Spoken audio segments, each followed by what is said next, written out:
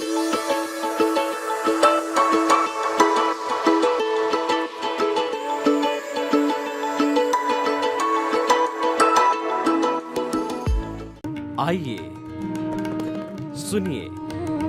देखिए, समझिए सनातन सत्य। जैसी दृष्टि वैसी सृष्टि, दृष्टि विज्ञान। कुदरत, कुदरती रचना एवं कुदरत के कानून से शाश्वत सुख की प्राप्ति।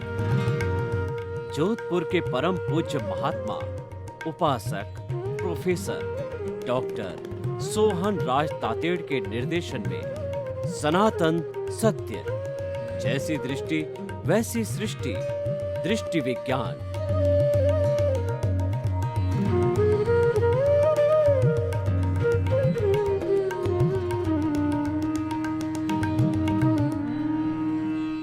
ओम ह्रीं नमो अरहन्ताणम्। ओम ह्रीं नमो सिद्धाणम्। ओम ह्रीं नमो आयर्याणम्। ओम ह्रीं नमो वज्रायाणम्। ओम ह्रीं नमो लोये सव्वसाहुणम्। ऐसो पंचनम कारो सर्वपावपणासनो मंगलाणं च सव्वेसिं पडमं हवै मंगलं। पडमं हवै मंगलम्। ओम नमो भगवते वासुदेवाय नमः। ओम नमः शिवाय। जय सच्चिदानंद। त्रिमंत्र की साधना, समन्वय का सूत्र, मानव मानव को जोड़ने का, मानव धर्म को पोषित करने का सूत्र। भाई और बहनों, मातृशक्ति को नमन। आज का सुंदर विषय है व्यक्तित्व विकास, पर्सनालिटी डेवलपमेंट। आज पूरे विश्व के अंदर पर्सनालिटी डेवलपमेंट पर बहुत सी पुस्तकें लिखी जा रही है, लेख लिखे जा रहे हैं, वेबिनार्स किए जा रहे हैं, वर्कशॉप किए जा रहे हैं। क्यों किए जा रहे हैं? कि आज इस बात को इंपॉर्टेंस दी जा रही है कि व्यक्ति का पर्सनालिटी डेवलपमेंट होना चाहिए। पर्सनालिटी डेवलप्ड व्यक्ति जो है वो विकास कर सकता है, क्योंकि उसमें विकास के सारे सूत्र समा जाते हैं।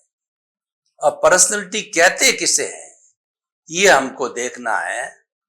जो बाह्य पर्सनालिटी होती है वह व्यक्ति की बॉडी लैंग्वेज, उसके कपड़े, उसके हाव भाव, उसका पोस्चर, भाषा, भाव, शैली, ये सब पर्सनालिटी के अंदर आते हैं। यानी जो चीजें दूसरे मानव को अच्छी लगती है, लुभावनी लगती है, वह पर्सनालिटी डेवलपमेंट का एक हिस्सा बन जाती है। और पर्सनालिटी डेवलपमेंट के लिए कहा गया कि एप्रन शोज द मैन। कपड़ों का भी एक स्थान होता है। कपड़ों के द्वारा व्यक्तित्व का पर्सनालिटी डेवलपमेंट होता है। व्यक्ति जो है अच्छा लगने लगता है।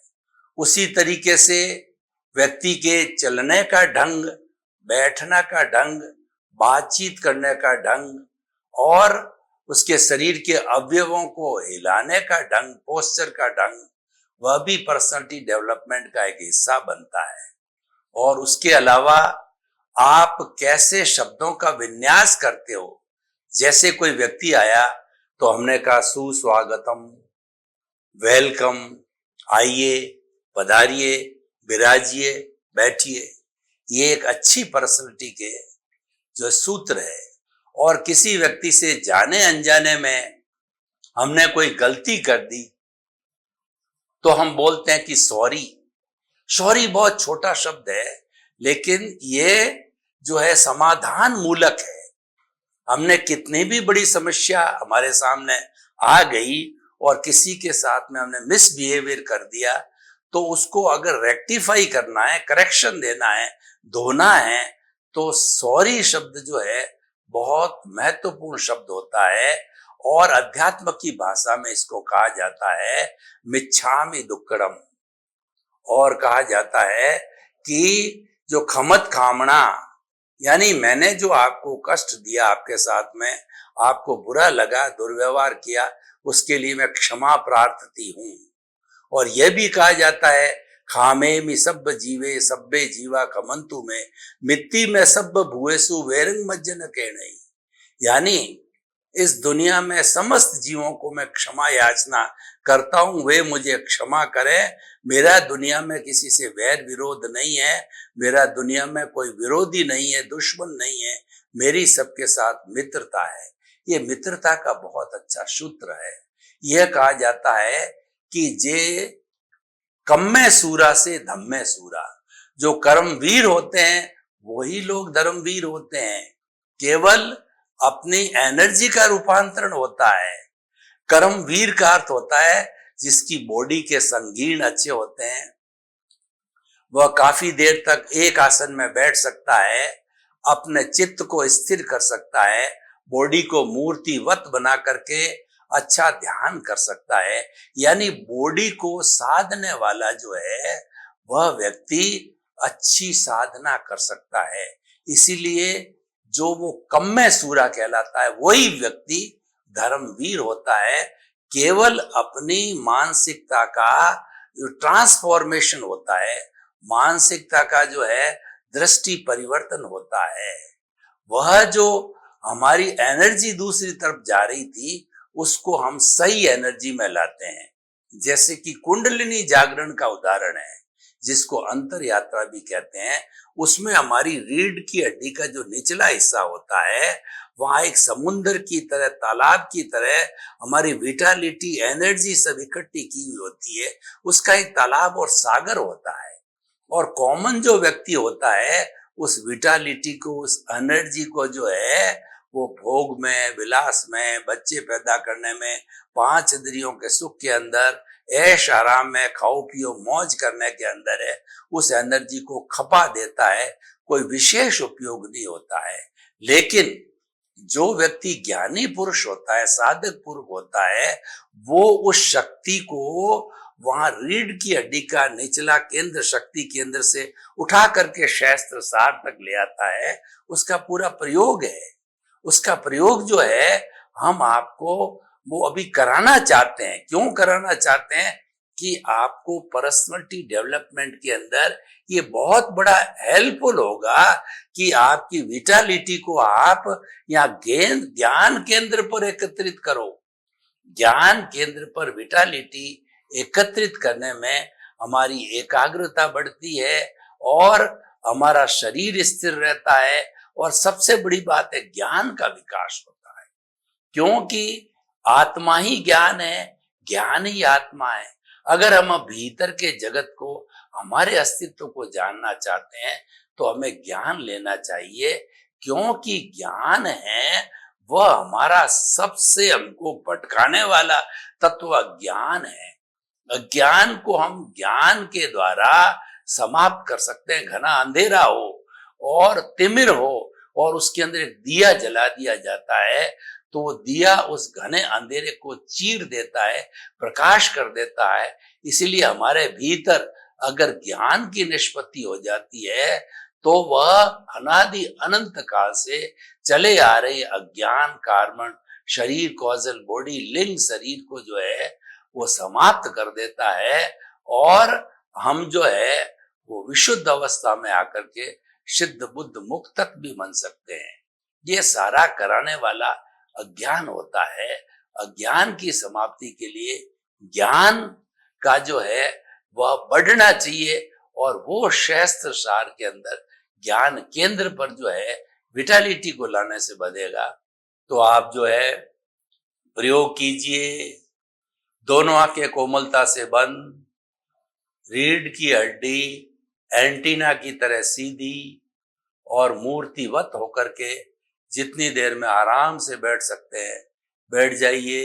एक हथेली पर दूसरी हथेली को रख करके ध्यान मुद्रा के अंदर आइए और अब चित्त को पूरे शरीर में दोनों पांव के अंगूठे से लगा करके कमर के बीच, फिर कमर से गर्दन पे और गर्दन से ठेठ ऊपर सहस्त्रसार तक पूरे चित्त को पूरे शरीर के अंदर घुमाइए, एक एक कोशिका तक ले जाइए और ये ऑटो सजेशन दीजिए, पूरा शरीर शिथिल हो जाए, शिथिल हो जाए।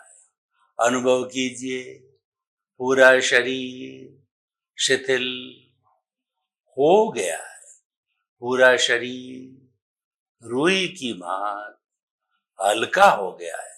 अनुभव कीजिए कि मेरे स्थान से शरीर 1 फुट ऊपर उठ रहा है। इतना हल्का, इतना हल्का शरीर एकदम हल्का हो गया है और मेरे कायोत्सर्ग हो गया है। अब आप अपने जो है वो दोनों नथनों पर चित्त को केंद्रित कीजिए। लंबा सांस लीजिए, गहरा सांस लीजिए और अभ्यास करके सांस को लंबा कीजिए। जब सांस लें जब पेट फूलना चाहिए, जब सांस निकाले जब पेट सिकुड़ना चाहिए। लंबा सांस, गहरा सांस, शिथिल सांस और लंबा लंबा लंबा सांस को हमने लिया। श्वास शिथिल, शरीर शिथिल। अब जो शक्ति केंद्र है जहां पर पूरा ज्ञान भरा हुआ है वहां पर अपनी गुदा को उस ब्लैडर के समान समझिए। जो ब्लड प्रेशर नापने का यंत्र होता है उसमें एक ब्लैडर होता है जो कि परख नली से जुड़ा हुआ होता है, जिसमें पारा ऊपर चढ़ता है नीचे आता है। तो वो हमारी परख नली है, वो रीढ़ की हड्डी के भीतर चलने वाला स्पाइनल कॉर्ड एक धागा होता है, सफेद रंग का है। तो आप इस गुदा को दबाइए, श्वास को भरिए और अनुभव कीजिए कि जो एनर्जी नीचे पड़ी है वो उठ गई है, उठ करके धीरे धीरे स्पाइनल कॉर्ड के जरिए श्वास को भरने के जरिए पारे की तरह ऊपर उठ रही है, ऊपर उठ रही है, ऊपर उठ रही है। और उस एनर्जी को रीढ़ की हड्डी का जो स्पाइनल कॉर्ड है वो सहस्त्रसार से जुड़ा हुआ है। तो इसी रास्ते से जा करके और उस एनर्जी को सहस्त्रसार पे छोड़ दीजिए और अब श्वास को जो है निकालिए और उसी रास्ते से स्पाइनल कॉर्ड से नीचे आके पुनः शक्ति केंद्र पर आइए। इसको 2-3 बार कीजिए। ब्लैडर को दबाइए, सांस को भरिए, शक्ति को उठाइए, अनुभव कीजिए, साथ साथ चलिए कि पूरी स्पाइनल कॉर्ड में पारी की तरह शक्ति चल रही है। इसको ऊपर आ गई है, सहस्त्रसार पर छोड़ दीजिए। इस तरीके से बार बार जो है इस शक्ति को हम स्थानांतरित करते हैं शक्ति केंद्र से लगा करके सहस्त्रसार पर। तो जो वेस्ट हो रही थी वेस्टेज रुक जाता है और ये विटालिटी जो है हमारा कर्णवीर्य, हमारी शक्ति है, सारी सहस्त्रसार पर आकर के इकट्ठी हो जाती है। हमारे ज्ञान में अनुभव करिए, साथ साथ में ज्ञान बढ़ रहा है, ज्ञान में वृद्धि हो रही है, मुझे नए नए उन्मेष आ रहे हैं, नया नया ज्ञान प्रकट हो रहा है, ज्ञान का विकास हो रहा है, ज्ञान का अजस्र स्रोत जो भीतर बह रहा है, अनंत ज्ञान का, वो गोभी के पत्ते में से पत्ता, पत्ते में से पत्ता, परतें खुल रही है। मेरे ज्ञान का विकास हो रहा है, विकास हो रहा है, विकास हो गया है। अब आप आंखें खोल दीजिए। प्रभु ने आपको आशीर्वाद दिया, प्रभु की हाजिरी से ये काम हुआ और वो आशीर्वाद आप जो है अपने सिर पे लीजिए। वो हथेली पर वो ऊर्जा आ गई है, उसको 3 बार सिर के ऊपर स्पर्श करके प्रभु के दिए दार आशीर्वाद उसकी ऊर्जा को सिर तक ले जाइए। देखिए ये पर्सनैलिटी डेवलपमेंट में बहुत हेल्पफुल है। चाहे हमारे भीतर की पर्सनैलिटी हो जिसकी हम चर्चा करेंगे, और बाहर की पर्सनैलिटी की हम बात कर रहे हैं कि मन वचन काया को साध करके, उसको मनोगुप्ती, वचन गुप्ती और काय गुप्ती कहते हैं, इन तीनों को साध करके हम बाहर का व्यक्तित्व को बहुत अच्छा बना सकते हैं। बाहर के व्यक्तित्व का अच्छा होने का अर्थ ये हुआ कि हम दूसरे व्यक्ति, चाहे हमारी पत्नी हो, बेटा हो, भाई हो, पोता हो, भाई की बहू हो, बेटे की बहू हो, और जो है पोता पोती, कोई भी सदस्य घर का हो, उसके साथ कैसा व्यवहार करते हैं, वो इस बात का परिचायक है कि जो है हमारी पर्सनैलिटी कैसी है। अगर हम सबके साथ प्रेम का व्यवहार करते हैं, मित्रता का व्यवहार करते हैं, राग द्वेष मुक्तता का व्यवहार करते हैं, और सर्वोदय का कहते हैं, सबकी बातों को आदर देते हैं, सबके विकास के अंदर अपना विकास मानते हैं, तो निश्चित तौर पे मान के चलिए कि आप एक अच्छी पर्सनैलिटी वाले इंसान हो। वह हमें किया जाना चाहिए और इसको आगे से आगे बढ़ाया जाना चाहिए। ऐसा व्यवहार करने वाला व्यक्ति सबका प्रिय हो जाता है, चाहे परिवार हो, समाज हो, देश हो, जहां जहां वर्क करता है और उसका अच्छा बिहेवियर होता है, वो जो है वो कषाय मुक्त होता है, यानी कषाय उपशमन करता है, अपने नेगेटिव थॉट्स को अंकुश में रखता है, दबा के रखता है, क्रोध, मान, माया, लोभ का उपयोग नहीं करता, और करता है तो उपशमन यानी बहुत थोड़े रूप में करता है, तो वह उसका उपशमन होने से वो अपनी एक अच्छी पर्सनैलिटी बना सकता है। तो वो पर्सनैलिटी बाह्य भी अच्छी होती है और भीतरी भी अच्छी होती है। अब हम थोड़ा भीतरी पर्सनैलिटी की बात करते हैं, क्योंकि बाहर की पर्सनैलिटी की हमने व्यक्तित्व विकास की बहुत बात कर ली है, तो भीतर का पर्सनैलिटी डेवलपमेंट कैसा है कि हमारे भीतर जो प्रभु विराजमान है, जो कि अभी बॉन्डेड है, जो कि अभी जो है बहुत से नेगेटिव थॉट से, कॉजल बॉडी से घिरा हुआ है, इस कारण से अशुद्ध है, तो हम किस तरीके से जो है ये कॉजल बॉडी की अशुद्धता को हटा सकते हैं, ये हमारे भीतर की पर्सनैलिटी कहलाती है। भीतर की पर्सनैलिटी के नियम अलग है, बाहर की पर्सनैलिटी के नियम अलग है, क्योंकि बाहर का जगत स्थूल है और भीतर का जगत सूक्ष्म है, बहुत सूक्ष्म है, अति सूक्ष्म है। तो इसीलिए अति सूक्ष्म है, स्थूल को नियंत्रण में लाता है और वो ला सकता है। स्थूल है, अति सूक्ष्म को नियंत्रित नहीं कर सकता है।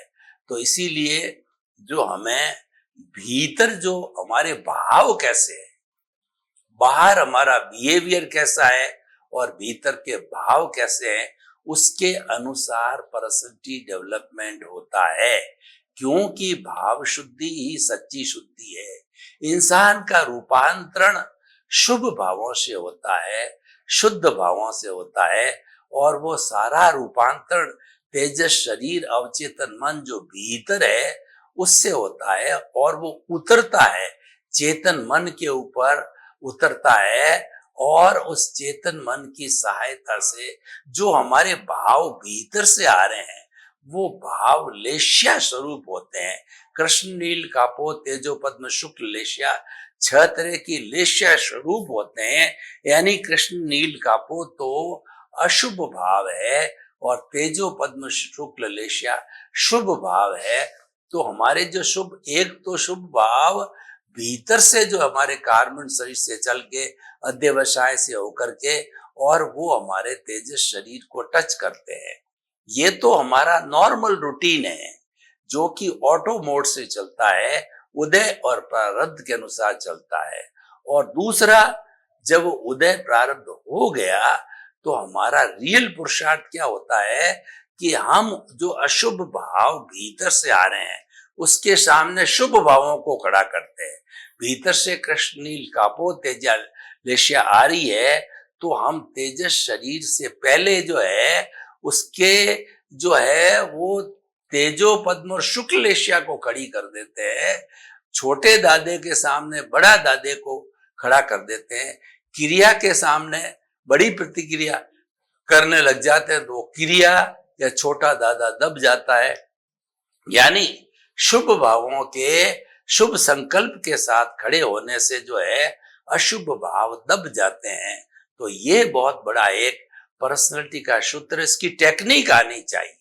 यानी हमको लगे कि भीतर से अशुभ भाव आ रहे हैं, नेगेटिव थॉट्स जो है वो अब हमारे तेजस शरीर पर उतर रहे हैं, तो आपको अभ्यास होना चाहिए कि उनके सामने तुरंत बड़े भावों को कर रहे हैं। यानी हम ऑटो सजेशन दें, जैसे कि भीतर से किसी के प्रति नेगेटिव थॉट्स आ रहा है कि इस व्यक्ति के साथ का बुरा हो जावे तो अच्छा है, ये व्यक्ति क्यों पनप रहा है, ये पनपने नहीं देना चाहिए, इसकी आर्थिक स्थिति बहुत अच्छी हो रही है, ये बहुत अच्छा कमाने लग गया है, बड़े बड़े भवन बन गए हैं इसके खुद के और बड़ी प्रॉपर्टी बढ़ गई है। तो हम जो है ये जो अशुभ भाव भीतर से आ रहे हैं, शुभ भाव खड़ा करना चाहिए। यानी शुभ भाव क्या कहता है कि भाई उसको हम दोषी कैसे माने, हो रहा है तो वो तो उसके पुण्योदय के अधीन हो रहा है, तुमने उसका विकास थोड़ा ही किया, तुमने उसकी तरक्की थोड़ी की, तुमने उसका भाग्योदय थोड़ा ही किया, वो तो अपना अर्जित पुण्योदय भाग्योदय के कारण होता है और वो होगा। हर प्राणी का उदय और प्रारब्ध के अधीन ही जीवन बनता है, तो आप किस किस को रोकोगे? कईयों के जो पुण्योदय है आप बिल्कुल नहीं रोक पाते हो, आपकी उसके अंदर एक भी नहीं चलती, चाहे आप हजारों नेगेटिव विचार रखो, आपका उसका कोई प्रभाव नहीं पड़ता है, बल्कि उसका प्रभाव ये पड़ेगा कि उन नेगेटिव थॉट्स के कारण जो है वो आपकी कलुषिता, आपका कार्बन शरीर, आपका तेजस शरीर और भारी हो जाएगा। तो हम तो हल्का करने चले थे और वो भारी हो गया, चौबेजी छब्बेजी बनने गए और दुबेजी बनने गए। हम तो बार बार यही कहते हैं, सनातन सत्य का लक्ष्य है कुदरती कानून और कुदरत की रचना का लक्ष्य है कार्बन शरीर को घटाना। हमारे कषाय जो फुफकार रहा है उसको उपशमन करना, उसको नियंत्रण में लाना, यह हमारा जो है मुख्य लक्ष्य है, उसके ऊपर हमें ध्यान देना चाहिए। तो अब आप देखिए कि हम भीतरी डेवलपमेंट जो है प्रतिरोधात्मक शक्ति को बढ़ा करके भीतरी डेवलपमेंट आसानी से कर सकते हैं। और जब हमारा ये कषाय उपशमन हो जाता है, शुभ भाव खड़े हो जाते हैं, तो निश्चित तौर पे हमारी पर्सनैलिटी अच्छी बनेगी। क्योंकि पर्सनैलिटी को भीतर की बात करें तो भीतर की पर्सनैलिटी को बिगाड़ने वाला, नुकसान पहुंचाने वाला है, वह है राग द्वेष, वह है कषाय, वो है अज्ञान। जब हम उसको हटा देते हैं, तो जब वो कारण ही हट गया, तो निश्चित तौर से फिर उसके बाद तो शुद्धिकरण रहेगा। और ये जितना जितना शुद्धिकरण होता जाएगा, यानी जितनी जितनी हमारे शुभ भाव होंगे, उतनी उतनी आत्मा प्योरिटी को प्राप्त होगी। और प्योरिटी को प्राप्त करने के बाद के अंदर फिर जो है हमारे भीतर उतना उतना हम मुक्ति की ओर प्रयाण करने लगते हैं। तो प्योरिटी जो है वह होनी बहुत जरूरी है, और प्योरिटी एक पर्सनालिटी डेवलपमेंट का भाग है, और उस प्योरिटी को लाना ही जो है हमारे जीवन का लक्ष्य होना चाहिए, और उसी से ही जो है हमारा अच्छा व्यक्तित्व विकास होगा। तो अब हम जो है निष्कर्ष के रूप में दोनों बातें करते हैं कि बाहरी पर्सनालिटी डेवलपमेंट चाहिए और भीतरी पर्सनालिटी डेवलपमेंट चाहिए। भीतरी पर्सनालिटी डेवलपमेंट भावों से होता है, और वास्तव में कहा जाए कि जो बाहर जो पर्सनालिटी आती है वो भीतर से ही आती है। यानी जैसे जैसे हमारे भाव होते हैं भीतर के, वो जो है तेजस शरीर पर उतर करके, अवचेतन मेद पर उतर करके, वो कृष्ण नील कापो तेजो पद्म शुक्ल लेशा के अंदर कन्वर्ट होने के बाद के अंदर वह अवचेतन मन है, वो चेतन मन से संपर्क होता है, और चेतन मन के माध्यम से हमारी एंडोक्राइन ग्लैंड्स है वह एक्टिव हो जाती है और जो वाइब्रेशन के रूप के अंदर शुभ अशुभ भाव आ रहे हैं, उन वाइब्रेशंस वाले अशुभ भावों के अनुरूप जो है हमारी जैसी एंडोक्राइन ग्लैंड्स है, वो उन जो वाइब्रेशंस को कन्वर्ट करती है लिक्विड फॉर्म में हार्मोन्स में। और वो हार्मोन्स जैसा कि हमारा चेतन शरीर उसके साथ जुड़ गया, तो हार्मोन्स पूरा सिस्टम जो है हमारी बॉडी का, ब्लड सर्कुलेशन उसके साथ में, वो हार्मोन्स जुड़ जाते हैं। वो हार्मोन्स जो भाव स्वरूप थे, वो हार्मोन्स जो के रूप के अंदर वही भाव अब जो विचारों में कन्वर्ट हो जाते हैं, और वो ब्लड में मिलते ही जो है फिर हमारे हाथ कार्य करने लग जाते हैं, पांव कार्य करने लग जाते हैं। यानी जैसे संस्कार भीतर से आए, जैसे भाव भीतर से आए, वो जो है विचारों में परिणमित होकर के और वो बाहरी जगत के अंदर जो है एक्टिविटी चालू कर देते हैं। मन वचन काया उसके द्वारा संचालित होती रहती है। तो इसीलिए पर्सनैलिटी डेवलपमेंट करने के लिए भाव शुद्धि होनी चाहिए, विचार शुद्धि होनी चाहिए, आचार शुद्धि होनी चाहिए, और आचार शुद्धि होने के बाद में हमारा व्यक्तित्व विकास अच्छा हो जाएगा। तो अच्छा बनने के लिए हमें दुनिया को उपदेश देने की बनिस्बत अपने स्वयं को उपदेश देना चाहिए, स्वयं को सुधरना चाहिए, क्योंकि कहा गया कि चैरिटी बिगिंस फ्रॉम होम। हम चैरिटी करने के लोगों को प्रोत्साहित करें, कहें, उसके बनिस्बत आपने चैरिटी दे दी, कर दी, तो वो एक उदाहरण बन गया लोगों के सामने। फिर आप रिक्वेस्ट करोगे कि और भी आप सब लोग मिलकर के अपनी अपने स्टेटस के मुताबिक चैरिटी करें, तो आपकी बात का असर पड़ेगा। क्योंकि जो है वो आपने चैरिटी बिगिन करके ही ये कार्य प्रारंभ किया, और ऐसे ही हमेशा कार्य किए जाने चाहिए। परिवार के रूप में हो तो स्वयं जो है सबसे पहले सेक्रीफाइस करके जो है परिवार के सदस्यों को बोलिए कि ये सेक्रीफाइस आपको करना चाहिए। सबसे पहले आप कोई चीज आपको अच्छा बुरा कहे, आपकी जो सेंसिबिलिटी को चैलेंज करे, तो आप सहन कीजिए, और जब आप सहन करेंगे तभी आप परिवार के दूसरे सदस्यों को जो है वो आप उपदेश दे सकते हैं कि अच्छा परिवार बनाने के लिए सहनशीलता, त्याग, प्रेम, सौहार्द, इन चीजों को डेवलप कीजिए। तो ये पर्सनालिटी डेवलपमेंट के सूत्र आप कब दे सकते हैं? आप बड़े व्यक्ति होने के बाद, यानी घर के वरिष्ठ नागरिक होकर के बाद भी जो है वो क्यों कहते हैं कि आप स्वयं उसका पालन कर रहे हैं। तो जो व्यक्ति किसी चीज का स्वयं पालन करके अगर वो सलाह दूसरों को देता है तो वह इफेक्टिव होती। मैं आपको उदाहरण देना चाहता हूं जो पर्सनालिटी डेवलपमेंट से काफी जुड़ा हुआ है, कि एक बहन अपने बेटे को महात्मा गांधी के पास में लेकर के आई, और महात्मा गांधी का बापूजी ये गुड़ बहुत खाता है, इसकी आंतों में कीड़े पड़ गए हैं, इसके दांत जो है वह गिरने लग गए। तो उस वक्त के अंदर महात्मा गांधी खुद गुड़ खाया करते थे। उन्होंने बहन को कहा, बहन 7 दिन के बाद आना। बहन शक पकाई, इतने बड़े महात्मा छोटी सी बात के लिए उपदेश देने के लिए 7 दिन का समय मांग रहे हैं। बहन चली गई, 7वें दिन वापस आई, तो महात्मा गांधी ने उस 7 दिनों के अंदर जो है गुड़ खाना छोड़ दिया, और छोड़ने के बाद उन्होंने फिर जो है उपदेश दिया बच्चे को कि गुड़ लिमिट में खाना पौष्टिक है, अधिक खाने से तुम्हारे ये आंतों में कीड़े पड़ना या दांत गिरना होता, तो मत खाया करो, इससे स्वास्थ्य बिगड़ता है। उसकी सलाह को बच्चे ने मान लिया, और अब देखिए ये महात्मा गांधी का कितना व्यक्तित्व ऊंचा था कि उनकी बात का सीधा असर पड़ा। जो लोग त्यागी पुरुष होते हैं, साधक होते हैं, महात्मा होते हैं, जो कि स्वयं वैसा जीवन जीते हैं, यानी उसकी उनके भीतर की ऐसी गुणों की पर्सनैलिटी होती है, उसका इफेक्ट आता है। और जो व्यक्ति उसके विरुद्ध आचरण करता है और खाली उपदेश देता है, वो तो तोता टटंत है।